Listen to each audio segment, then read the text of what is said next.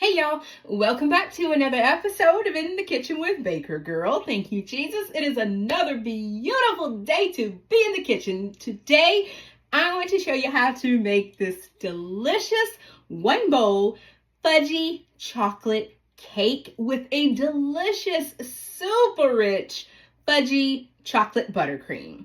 The best part is the recipe, I am sharing it with you today, and it is absolutely free. You can find it in the description box below this video.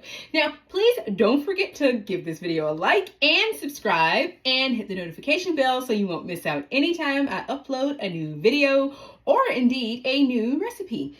Now, let's get to baking this chocolate cake. Don't you just love a good chocolate cake? Now, this is a one bowl recipe, although you may need more than one bowl, but that depends on how you prep. But I like to stick with just a bowl. And I have two types of cocoa powder. I have natural cocoa powder, and then I have a dark or super Dutched cocoa powder. You get the best of both worlds, but you also get a particular texture for your cake. I'm blooming my cocoa powder with some boiling water. You need boiling water to bloom your cocoa powder. It'll thicken up. It'll actually turn into a pudding. Can you use one or the other without the other? Yes, but super Dutched cocoa powder is really where the chocolate flavor is. And the regular cocoa powder, it has a lot of chocolate flavor, but not as much as the super Dutch. You do not want to use all super Dutch, by the way, or the black cocoa powder. You don't want to use all. It's very strong, which is why it's always in a smaller amount to the regular. So when you add the boiling water, just mix it really, really well. It'll start out really thick, and then it'll smooth out. I have some instant coffee and some hot milk, and I'm just dissolving the instant coffee in the hot milk. This is technically a hot milk cake, so hence the milk. Now I'm using vegetable oil. I wouldn't use butter because butter can actually make a chocolate cake a little bit dry. So I would stick with canola oil, which is what I use. You can use vegetable oil. You can use avocado oil. I add in some vanilla extract and some natural granulated sugar. I also have eggs. These are eggs that I froze, and I showed you how to do that in a previous video. That way you never have to worry about not having eggs if you freeze them. So just mix all that together. And of course, if you all know me, you all know I love scraping down the bowl. I just can't bear an untidy mixing bowl. That bothers me.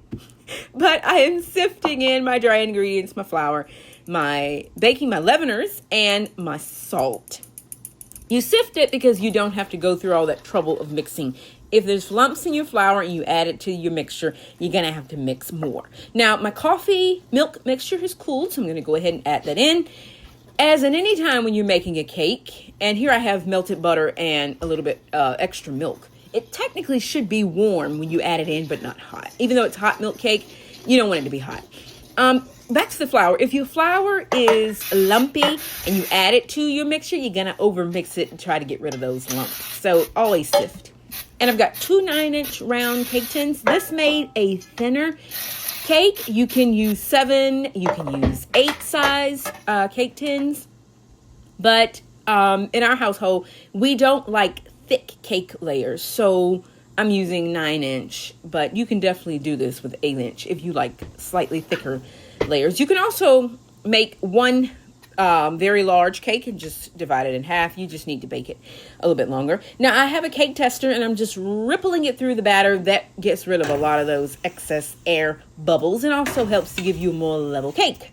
Into the oven she goes, and these cakes baked for about 25 to 30 minutes until my cake tester comes out nice and clean. I knew they were done, but it's always a good idea to just check them just to make sure. Now I am turning them out. If you notice that baking spray along with a bit of parchment paper helps your cakes to release very easily. So I turn them over and let them rest on their heads. That also gives you a level cake because they dome slightly as they bake. And if you cool them on their heads, they will level themselves out. Now to the buttercream. I have some softened, unsalted butter. I'm adding some powdered sugar. And yeah, you always, ooh, nothing like the cocoa powder dust in your face. I am using just natural cocoa powder for this, not the Super Dutch, because that will give you a gray buttercream. So don't use the Super Dutch for this recipe.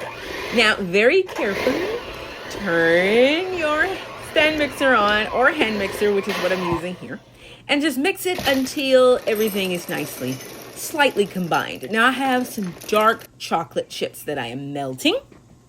And you can add a little bit of coconut oil that'll help it melt a little smoother. And then just mix this in. You want to make sure that you thoroughly melt the cocoa powder. Not the cocoa powder, the chocolate chips. Because if you don't, you'll get little bits. And then I added in more milk and coffee mixture just to infuse that chocolate flavor into it. Now I'm using an immersion mixer. An immersion blender is very important because that is what will give you a darker buttercream. If you notice when I started, the buttercream was a little bit light. Using the immersion blender, it heats up the buttercream and it deepens the color. So that's just an extra step. But if you don't mind that paler chocolate buttercream, you can skip the immersion blender step. Now I'm just adding in a layer of buttercream. I'm adding my second layer. Just make sure it's nice and bonded together. Just a little press on the top will do that. And I'm just going to continue to add buttercream. Now, at this step, you can really, really make this cake the way you know you like it. If you like a very thin coat of buttercream, go very light. If you like a heavier, go a little extra heavy. And if you're doubling this recipe, obviously just go ahead and double all of the ingredients. I like somewhere in the middle, not too thin, but not too thick. And I'm just doing a little something on top. I actually ended up covering the entire top of the cake with fruit, but I thought it was a fun step to do. And I'm just taking my offset spatula and twirling it around. If you notice, I put the cake on a turntable because trying to turn a cake platter without a turntable is not the funnest thing in the world. Now I have some washed berries here. I've got strawberries, blueberries, and my favorite, raspberries. And I'm just piling it on. And again, you can add as much or as little as you like. I actually had to stop myself because I'm like, that's enough. And I'm like, no, one more. No, I need a blueberry here. And you know how it goes. If you've done cake decorating, you know this is where you have to stop yourself. Now I did sprinkle on some roasted pistachios, and I also added a few natural dried rose petals, but you can leave it however you like. But ooh, thank you, Jesus. That looks so good, and it was so delicious. We don't eat cake a lot around here, so it was nice to have some cake. I didn't cut the cake on my video, but I did cut the cake later, and the family really enjoyed it. And I hope if you give this recipe a try, you will enjoy it. And the good Lord willing, I will see you guys again in another video. Now, go and bake yourself a chocolate cake. Mmm.